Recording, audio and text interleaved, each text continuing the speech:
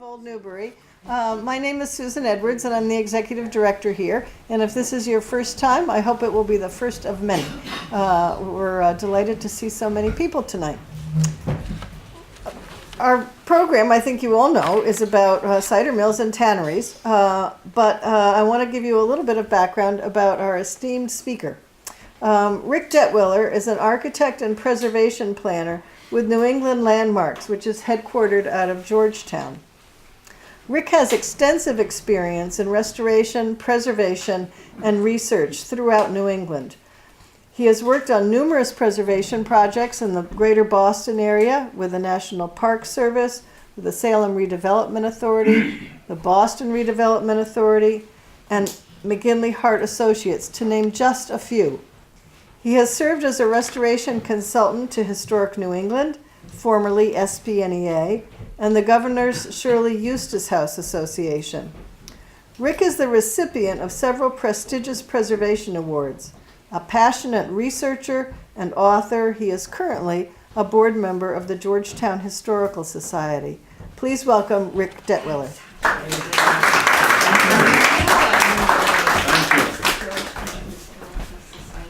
Thank you, Susan. It's really great to be here. I don't know, is there a microphone? I seem to hear an echo. There is a mic on the...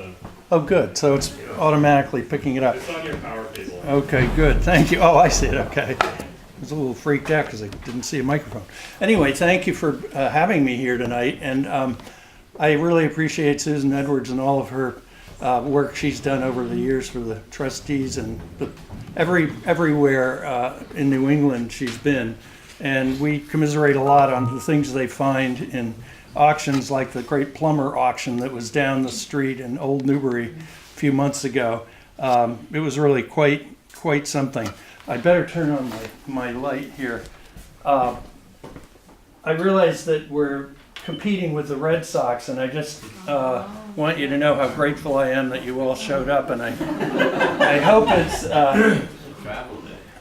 it's somewhat to hear what I have to say, but I know Caleb Noble, I was very glad to hear he was bringing along his cider to help as bait. Anyway, I do have some notes here that I wanted to start off with. This is actually a New England Farms show that acts as a screensaver, but oh, you're gonna. Sorry, this thing went to sleep on me. I know my computer has been a little tired at times. It turns itself off if I talk too long. Oops, doesn't believe me that I'm here.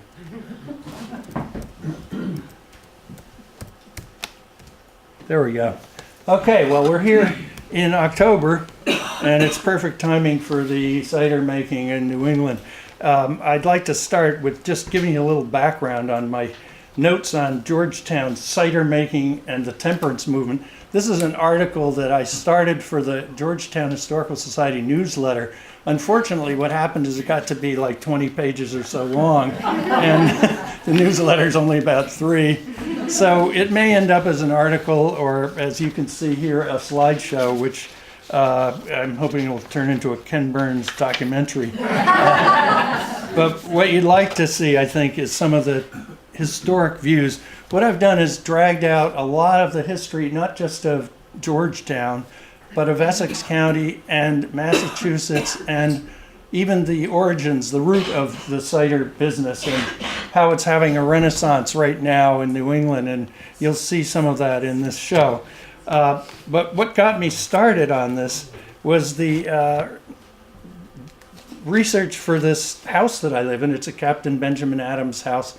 He was a militiaman during the Revolution, and believe it or not, they drank a lot of cider during the Revolution. They made a lot of cider in Georgetown, and I was able to find the documentation for it all in these amazing notes, and I've got to credit Steve Kane. I don't know if any of you remember from Georgetown. He was our curator.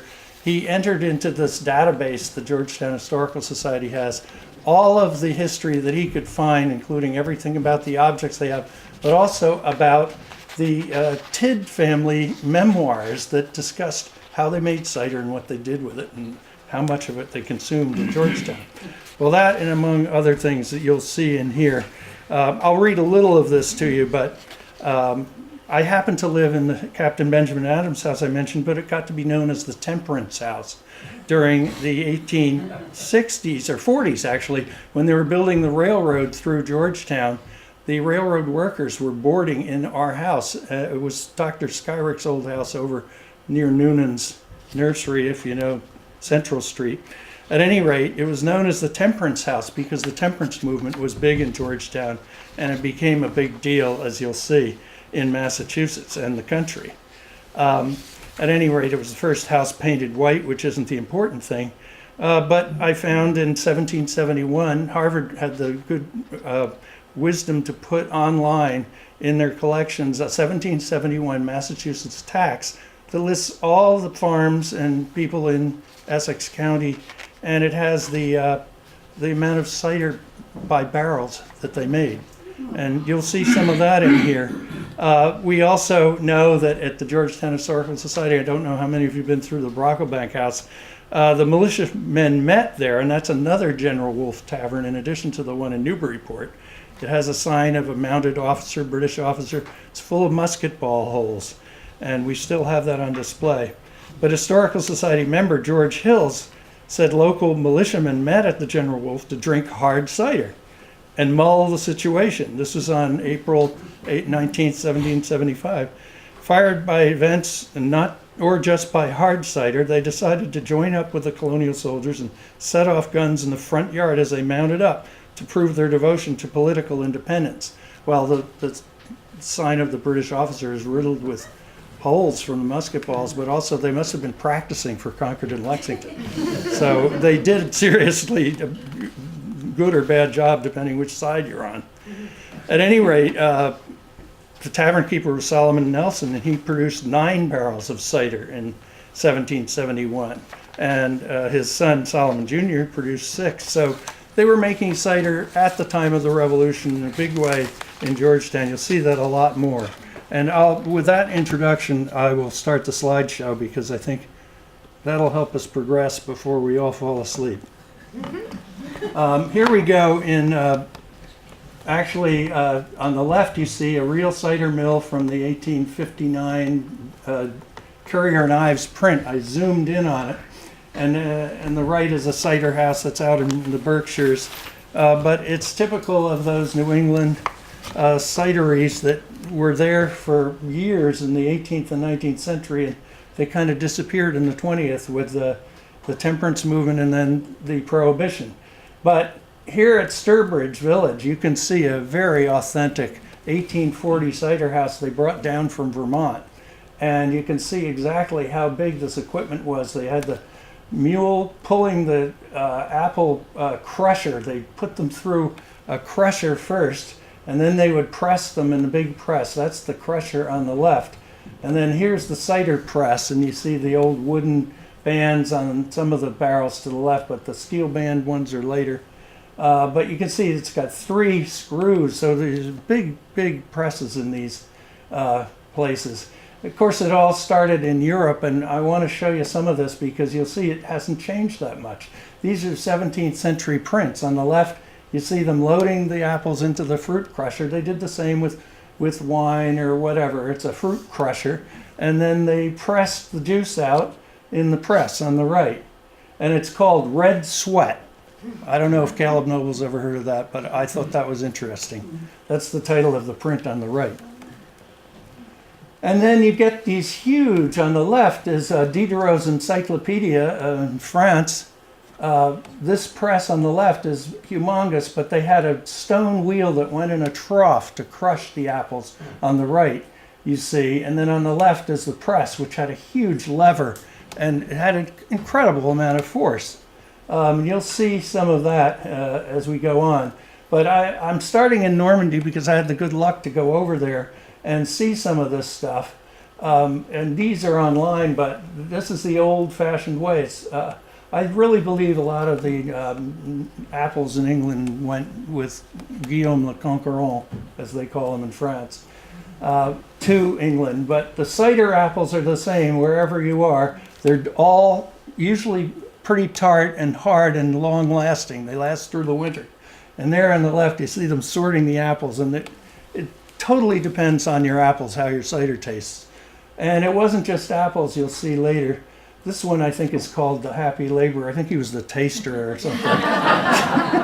But there's an old wooden version of that big stone trough that you saw that they crushed, and the wheel seems to be missing, or there it is in the back. But it went around that track and crushed all the apples in a giant circular trough. And some of the old cider barrels, these are in France, but they were in a big way. It's not like it wasn't small-time operations.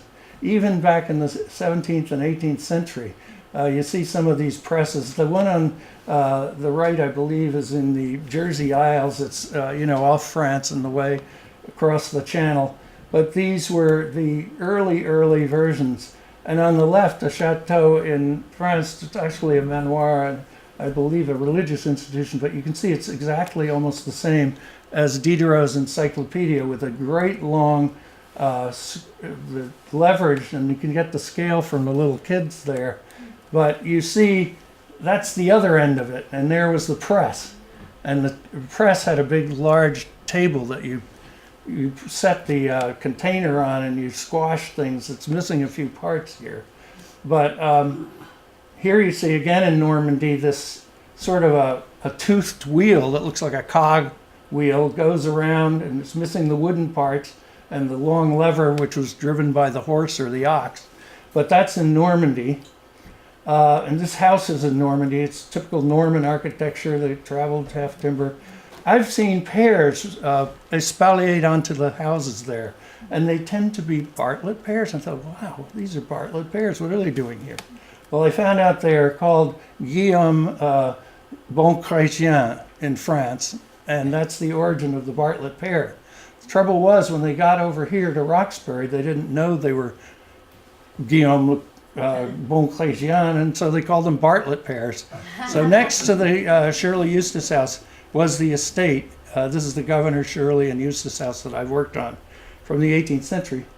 But they grew Bartlett pears. They didn't know what they were, so Enoch Bartlett exported them all over the country, and they became known as Bartlett pears. Now you'd think that this is a tarte au poire, but it's what you think of. But on the right is a bottle of what they call poiré, which I think became Perry, which is the actual cider. And I'm going to make this a little bit smaller so you can see the top and bottom. This will be Tella. I just need to make it a little tiny bit smaller. Sorry. But anyway, you get the idea there. I think I reached the end of my rope there. Okay. Anyway, you can see Poiré on the bottle. And what's important is that was also done here. And Perry was actually pear cider, but it also ended up in apple cider. So you had to put a mix in to make your cider. Here's some of the British ciders. There's Henny's. A lot of them are in Herefordshire, and this guy happens to sell a lot of old cider equipment. So I thought I'd show you just a few examples of the size of these things. The trays of the apples they put down and mashed them, kind of like a cheese press in New England. But there are all sorts of varieties. They had steel or iron uprights, huge stones. Here's one of those troughs with a crusher that was being auctioned off. And there's a different one, a stone base for the press, and it had a spout that ran off with a little trough around the edge. And I don't know how many of you have been to the America's Stonehenge up in New Hampshire. They talk about this sacrificial table. Well, some people think it was an apple press that colonial people used, and it was used to drain the apple cider. So cider or blood, take your pick, I don't know.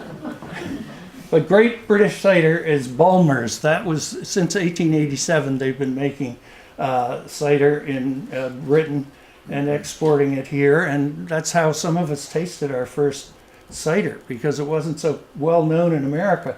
But then the cider making process came over. This is on Long Island about 1850, and you can see it's exactly the same process.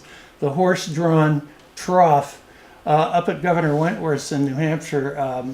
the Wentworth Coolidge house, I found a big circular rut in the ground. I said, what's this? And we thought, well, maybe it's one of those little pony things where you ride around the ring for training cavalry and you spear the ring. But no, it was probably a cider mill. And you see the barrels and everything are there.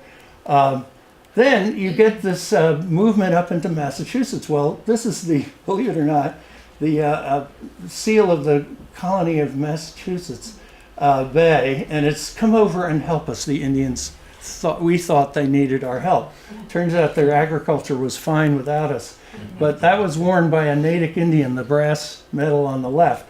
John Eliot came out from Roxbury in the 1650s and taught the Indians, actually, or brought the Roxbury russet apple with him. And it's a very famous cider apple from the 17th century. For years, that was one of the better cider apples because they kept so long and they were hard as a rock and they looked like walnuts from the outside. But they made very good cider. And it turns out the Indians in South Natick were loved it. This old Indian, this is a daguerreotype, but this old Indian was wont to sit at Bacon's fireplace and eat in the kitchen. He was the oldest Indian remembered. He would shuffle into the farmhouse and sit silently by the fire, then take his leave without word or ceremony. Well, it turns out what happened is Harriet Beecher Stowe lived for a while in South Natick. She married Calvin Stowe, who was a professor, but he grew up in South Natick in his childhood in the early 1800s. He wrote down all about how the Indians used to come into his grandmother's house, and they would sit by the fire. And as the youngest kid, he would have to go down to the basement and get the cider out of the cider barrel, and they had a specific hogshead of cider that was the Indian hogshead. So they went to the basement. He went and drew off a pitcher of cider, took it up, and fed the Indians. Well, I happen to have lived in the Bacon House in South Natick, and I was on that historical society too. But in their collection is this amazing set, a little cider cup on the left with a handle that's missing, but on the right is a little pitcher. And I took a detail so you can see this cup was found in the bottom of the Indian well in the Draper place in South Natick. At any rate, it was found in 1851, so you know it's probably 18th century at least. And then this is a cider pitcher from Natick, and it was given by the Morse family who owned the tavern in town. So that's probably how they served their cider. And we've got the Victoria Bar enjoying an apple. This is on the Natick Community Farm. If anybody's been there, they still grow all kinds of crops and animals there, but that's the old Bacon barn. And the guy, Allen Hayes, was pulling the apple wagon. So in World War I, that horse belonged to the cavalry, but they use it to collect the apples. Now, on the left is Lookout Farm in South Natick. I seem to have a problem here with my dual projecting. But anyway, on the left is the most modern, up-to-date kind of apple grove that you can find. This orchard has dwarf apples now. In the last 20 years, they've bought all these apples and grapes, but they've built in an irrigation system that actually waters all that stuff. They get this humongous growth out of a acre of apples, but they have all kinds of apples, pears, and grapes.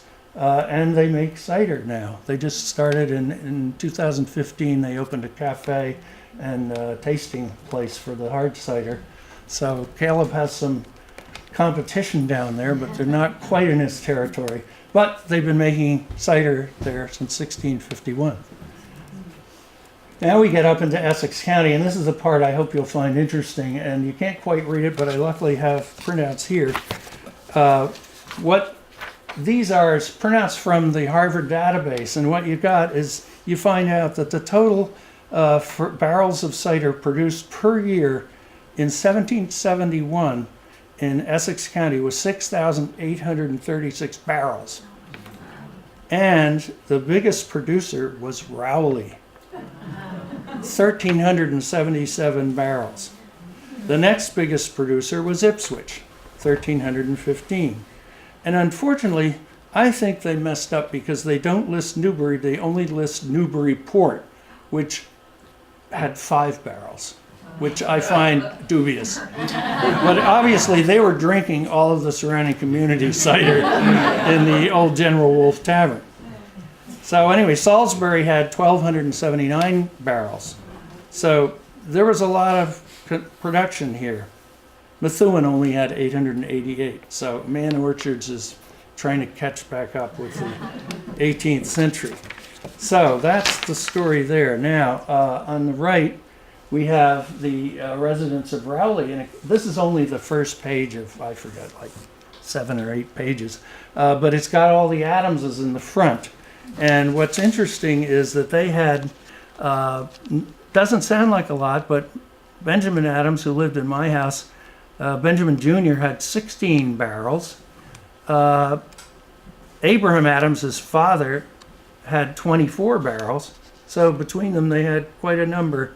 And John Adams, I'm not sure exactly where he lived, but he had 40 barrels, I think.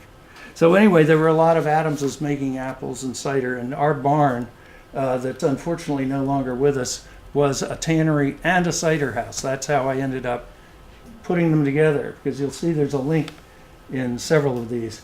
Now here is the owner of the tavern. I've already told you that he, the Brocklebank House tavern there, he produced 9 barrels and his son produced 6.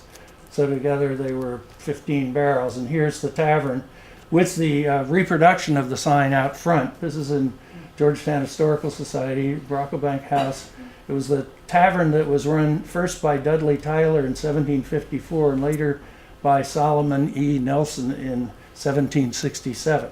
So we think that the General Wolfe dates to the 1767 period. And the tavern, you can see, they drank out of big Chinese export bowls. This guy is probably drinking claret or something out of that glass, because cider was usually in mugs. But the guys in the merchant community, this is a painting of Rhode Island merchants in 1755, but they're obviously getting a little rowdy. And that definitely happened, and I can prove it. Here is a bill that Edmund Fowle of Watertown presented to the Honorable Council of the Colony of Massachusetts Bay in 1776 for damage to his house, because they rented his house. They used it for the council offices. Samuel Otis was there. He went off to the Battle of Bunker Hill from there. Joseph Warren lived in the house for a while, and he got killed at Bunker Hill, of course. So then James Warren and his wife Mercy Otis Warren moved in. But they occasioned extraordinary inconvenience and trouble to him, and the furniture has sustained considerable damage. And I found out why. It's because they were signing and numbering 100,000 Paul Revere notes for to have capital for this new colony. This was during the siege of Boston. At any rate, here's what happened after that little get-together. You can see kind of the ghost of the earlier sign face hanging out here, 1754, but up here it says S-E-N for Solomon Nelson in 1767. They must have repainted it with General Wolfe, who was killed in 1759. But you can see it's riddled with these musket ball holes, and they were good shots. You can see they got where they were aiming. And it was the officers that they picked off at Concord Bridge. Here we go. And this is on the top, on the right, is the Flintlock Musket that belonged to Benjamin Adams, who was the captain of the militia that lived in our house. He also ran the tannery and the cidery in the mill that you'll see. This is from the history of Essex County, but it talks about the temperance reform of 50 years ago. Checked the manufacture and use of cider. This is in 1875, I believe. Anyway, in the old trees which had borne abundant crops and natural fruit were leveled to the ground. Every farmer in former days stored from 20 to 100 barrels of cider, and also manufactured many barrels of perry, which is the pear cider. 100 barrels of winter pears have annually been grown on a single farm on Nelson Street. And that's in Georgetown now. It was the West Parish of Raleigh. there were no less than a dozen cider mills in town. So that's how popular cider was in Georgetown. That's just Georgetown. And then Colonel John Kimball, they talk about his using it as a tannery later. Benjamin Adams used it as a tannery initially. That's the house on the left there, the Temperance House. And the old tannery, unfortunately, was demolished by the owner of the adjacent lot. It was subdivided off from the property. But it's on a brook, and they tanned hides in pits along the brook filled with water, and they used the oaks for all the tanning bark. And there were also sumacs growing there. I understand they used that for stuff too. Anyway, Benjamin Adams Jr., I've already told you, I think he grew 16 barrels of cider in 1771. And that's when this was brand new, because I believe it was built in 1770. We've got the dates all nailed down. That's Benjamin Adams' initials. If you look closely on the left, it looks like an 8, but it's 2 back-to-back B's. And on the right is 2 A's, one inverted. So that's Benjamin Adams initialing his door jamb. I saved that piece. And that's the framing pattern of it was framed like a mill, very heavy braced framing. And that's the way it looked. You loaded apples and bark or whatever you were using at the time. And seasonally they would change from one trade to the other. And on the inside, it's some of the framing. But I found this incredibly heavily framed remains of an old cider press. Unfortunately, it's not all there. I salvaged these pieces, and this was the base of the thing. It's I think it's over 7 feet square, so it gives you a sense of scale on this thing. And here it is in my barn, which I rebuilt out of new lumber. But these are like 3 or 4 inch planks that the base was made of, and it's over 7 feet square. But that I salvaged. And you can see the little spout where the cider came out. So I was lucky to salvage that much of the old cidery. And then we get out to Colonel Barrett's farm. Now, I don't know if any of you know the park out in Concord and Lexington, but Minuteman Park, Colonel Barrett's house was the one the British were going after. And in the house, they were looking for the gunpowder and the cannons and all of that. They didn't find any of that. But Colonel Barrett himself in 1771 produced 20 barrels of cider a year. So he was into cider, but he also had a lot of oxen, 17 oxen and 18 cows, because he was hauling supplies all over. That's how he ended up being the guy in charge of all the supplies for the militia that the British were after, and he distributed them all through the town. British found very little when they were there. Under the stair in the house, when we restored it, we found this broken cider mug. It's probably from 1768, when he's said to have remodeled the house, and they would have drunk to the health of the workmen and then broken the mug. And it was put in place under the stairs, and that's probably about what it looked like originally. Anyway, you can see in America, this is an American press, and you can see how large the operation was. Well, in my childhood home in New Jersey, I grew up in Scotch Plains, it was called. It was settled by the Scottish. At any rate, this is a cider mill and distillery. And what happened is they used the cider crushing apparatus here, and apparently the one with the chimney ended up being the distillery. And they put out all this Applejack, which they called Jersey Lightning, and it was high octane. And the British actually broke in during the Revolution in 1777. They stole barrels of cider from the house across the street. This is the Dunhams, right across the street.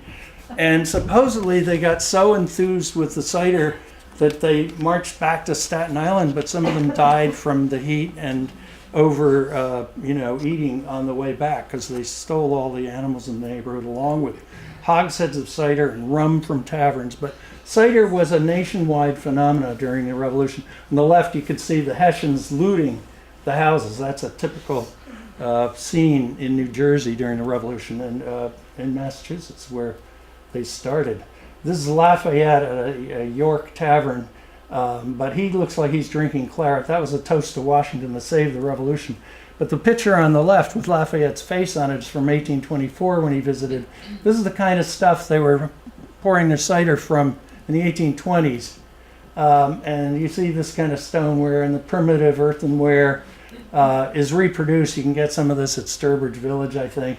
But that's a little collection I have with the pictures. This is Bennington ware, I think, with a little guy on the face of it, and all kinds of crockery. But it was a durable stuff. They didn't want stuff that was going to break. They didn't want delicate china that much. Although, on the left, you see they got a little fancier when they got to China. They got Chinese export stuff and printed stuff and English stuff for the cider. Now, the Baldwin Apple, people may know, came from Woburn, and it was Colonel Loamy Baldwin who served in the Revolution. But there's this monument to the Baldwin Apple near the site of the first apple tree. Fell in the gale of 1815. The apple was first known as the Butter's woodpecker, or pecker apple. And I'm wondering if that's where woodpecker cider came from. But at any rate, that was a popular variety in Massachusetts. There's Colonel Baldwin, and there's his house. That's before it was moved. It was on the edge of the Middlesex Canal over which he supervised construction. And here it is a few years ago with Szechuan garden cuisine in it. I don't know if you've been there. I think it's still active. I don't know if it's still a Chinese restaurant. But it's well preserved inside. You can see all the original stuff. And here he signed some of the bills that they were printing in Watertown earlier. But this one's a little later, 1780. Loamy Baldwin signed it. So they had to sign the legal tender, and they numbered it by hand. Here you have the Independent Artillery Company picture in Boston. And there they are celebrating, but they would have had their share of cider and that stuff. And you think of China as being fragile. This is engine-turned China with a mug that survived supposedly the wreck of the General Arnold in 1778. This is all during the Revolution. That was off Plymouth. And Captain McGee, who was from Ireland, survived to buy the governor's mansion, and the Shirley Eustace House belonged to him between governors. He took the first U.S. consul to China, but he survived the wreck in the winter, December 1778, by pouring rum in his boots. I wish it had been hard cider, but apparently a lot of the mugs ended up like this. And I doubted that China would have been from the Revolution. And I found a bill, an invoice from Manley, the privateer, Captain Manley in Beverly. He ordered China mugs for his privateer in the 1770s. Apparently they weren't all that uncommon. Then you get into the politics. Here we have the 1840s. They were using hard cider to bribe the voters. But what's interesting, it was Harrison versus Van Buren. Van Buren was the champagne candidate, and Harrison was the cider candidate. But here you see he had hard cider on tap at his meetings in 1840. So here we are at cider time, and this is some of the equipment again in detail. I'll kind of flip through this fast because you don't need to see every detail, but you need to know what's available if anybody's interested. There's the Long Island same or similar setup you saw earlier, but there's a historic American engineering record, measured drawings of the equipment. And here they have the dual-wheeled apple crusher. And here in West Gloucester is an example of the one you saw in France, the same cider crusher, apple crusher. And then the tannery again, the two went hand in hand. And this is Hancock Shaker Village on the right.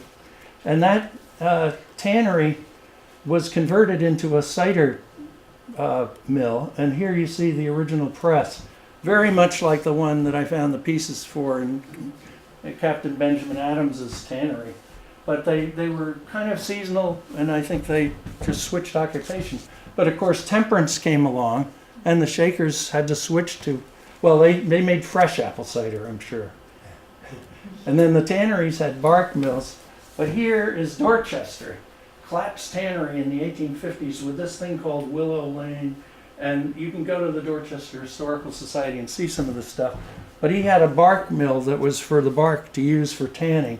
And in the barns there, you can see the old equipment, which is probably more 19th century, but you got a cider crusher, a fruit crusher, and a press in one operation. And the Claps had their own pears, but they also, up the street at the governor's mansion, I told you they had the Bartlett pears growing. So they were in competition, but they became the most popular, both from Dorchester, most popular pears. And those are some I grew in Georgetown on the right. So they grow very successfully in Massachusetts. That's the Curzon Mill in Maudsley Park, which has been converted, I guess, into a house. But I don't have any record that it was a cider mill, but it was a grist mill, and I can be sure they made cider there too. And the one on the right is in Ipswich. That was I think it was the Ward, but later the Norwood Mill. But in addition to being a sawmill and a grist mill, they made something like 6,000 barrels of cider in one year there. So they had these combined milling operations wherever there was water power. And here's all the equipment you could buy in the early 20th century. But you see, these are fruit or wine presses. So you could do wine or apples for cider or wine mills. So it was all kind of a mixed bag, whatever you had. And you see the fruit crusher in the bottom. This is a family photograph. My uncle Clarence, who was a family photographer, he had the same sort of setup with a crusher and a press all in one. And he had his pitcher right here and a glass of cider sitting right there. And there's his jug all ready to go. Looks like a Gallo wine jug from the 50s. But the pile of apples kind of fell off the screen there. And there's a little illustration of how they worked, just side by side, and they would switch the crusher and the press would go back and forth, and you could do one on the other. And there's an operation in progress in 1917, I believe, on the right. And there's some of the equipment, and it's all over the web if you find it. But all these, here's a nice casting, like if anybody has seen the stove back here, it's got very nice bas-relief castings, a lot like that. So that was a deluxe model. The one I have is the Novelty Manufacturing Company in Milford, Mass., probably turn of the century. And the old wine kegs. And I got this from a guy who said his grandfather used it in the North End to make wine. But of course you could make cider equally easily. That's the press. I tried to bring it with me, but it was a little heavy. This is the Weston Cider Mill in Georgetown, and I'm indebted to Louise Richardson, who's now not too well, and I just want to thank her. She put these in the Georgetown Images of America book, so you can find these in that. But that's the Weston Cider Mill. I think it was 1867 or 76 it was built, and the photo was 1898, and it was out west of center of town.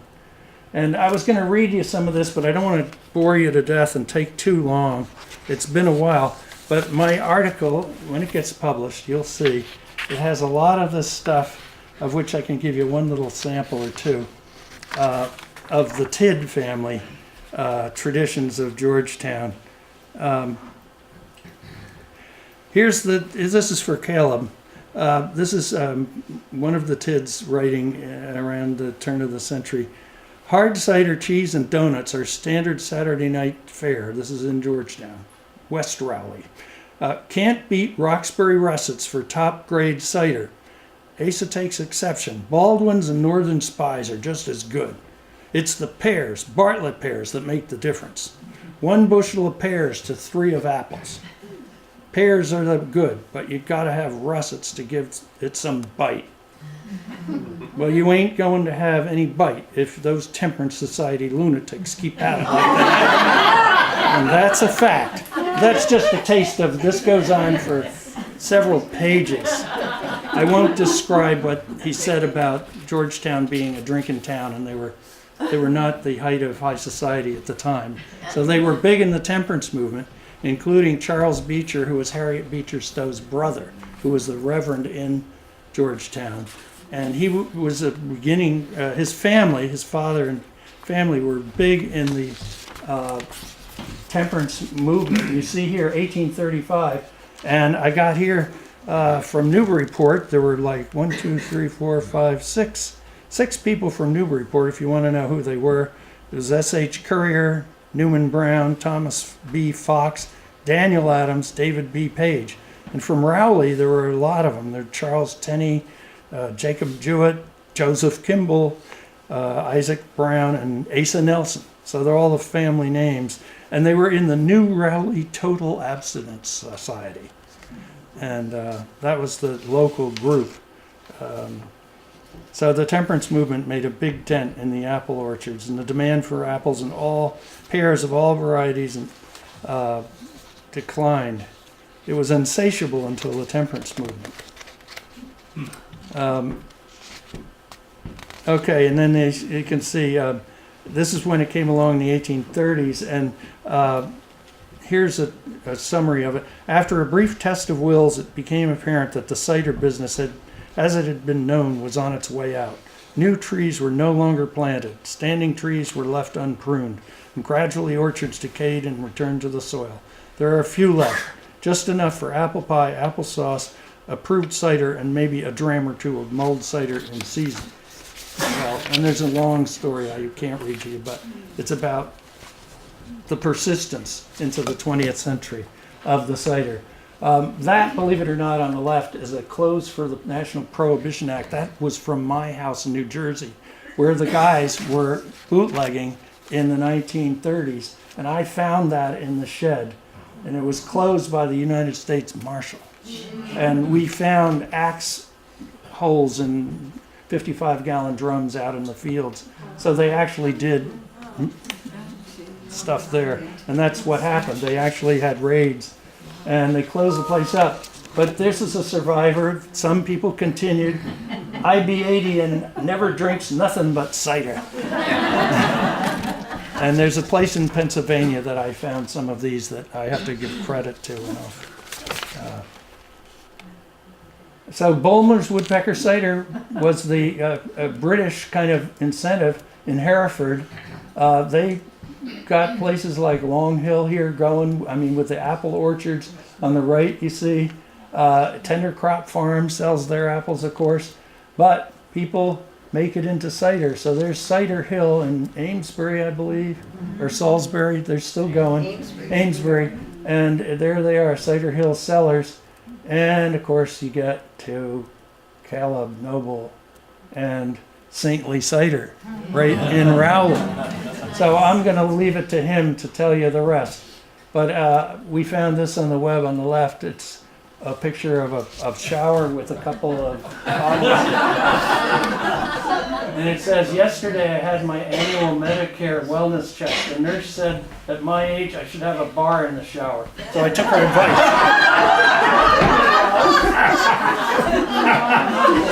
So that's what we can end on.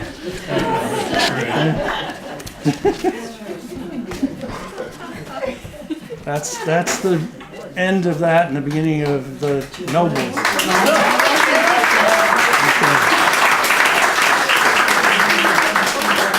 I tried not to drown you with details, but believe it or not, there's more. I mean, I'm done. Don't worry. I never knew there was so much to it. I didn't either, and I started dredging this stuff up. But it's thanks to Steve Kane, who wrote a lot of it down, and those are Essex County histories that talk about each town. So, anyway, welcome to October.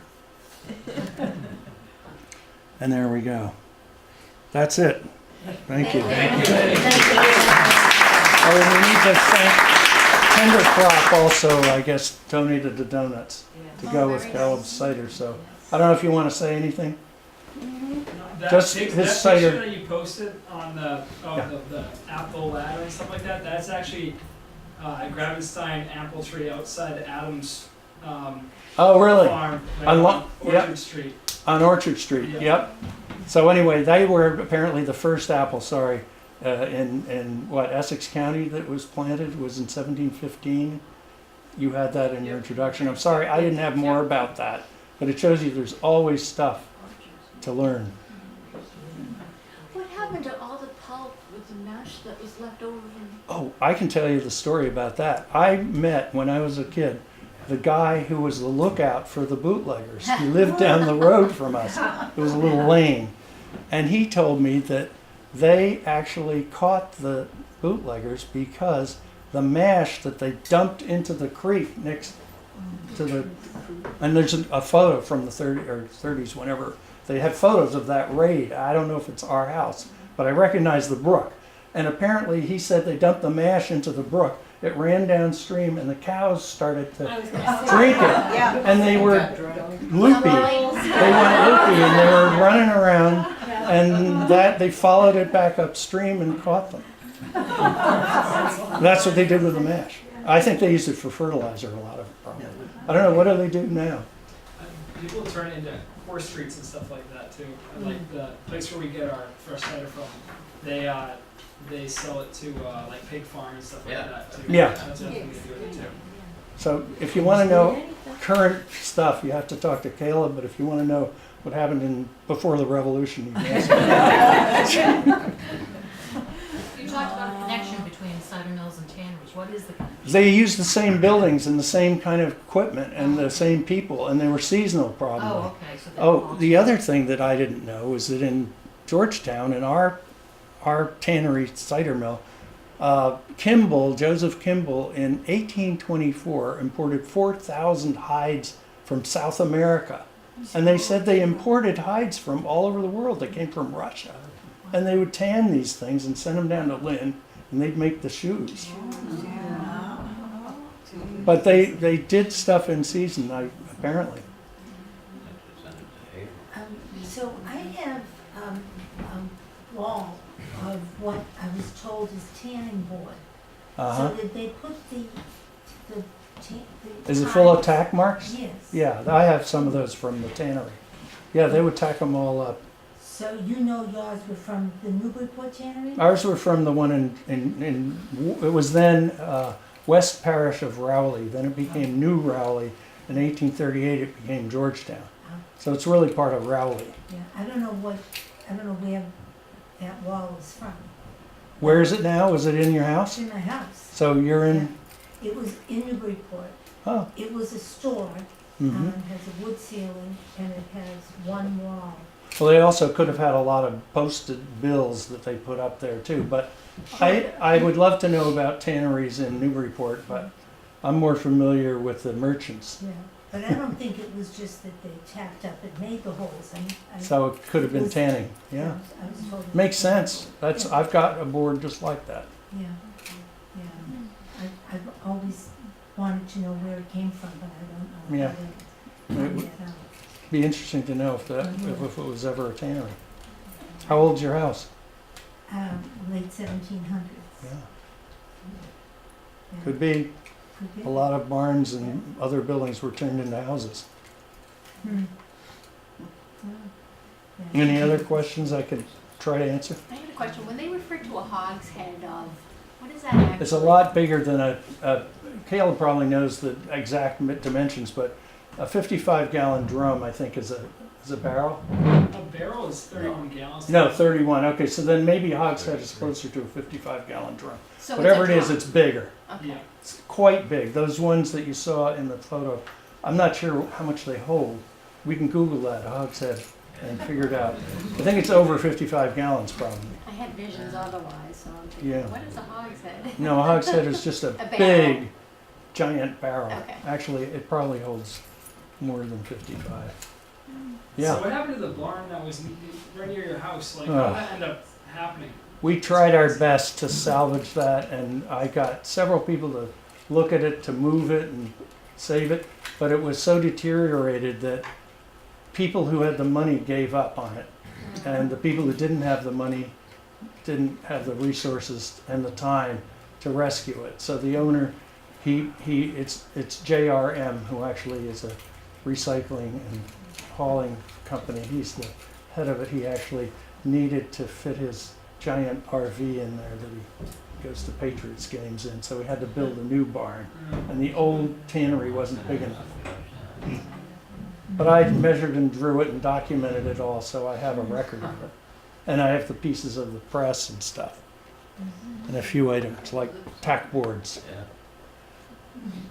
Many of you who enjoyed Saintly Cider tonight, it is available in local What's the stores. meaning of that? So if you want to take some home and purchase it, you can find it in a number of different Cheers. places.